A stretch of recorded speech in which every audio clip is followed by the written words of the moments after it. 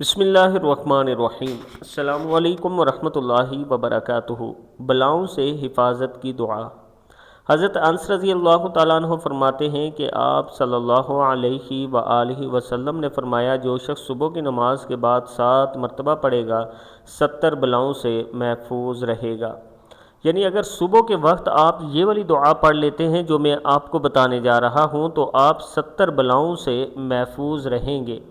دعا چھوٹی سی ہے، بسم اللہ الرحمن الرحیم، لا حول ولا قوت الا باللہ ولا حیلۃ ولا احتیال ولا منجا ولا ملجا من اللہ الا الیہ، لا حول ولا قوت الا باللہ ولا حیلۃ ولا احتیال ولا منجا ولا ملجا من اللہ الا الیہ۔ صدق اللہ العظیم۔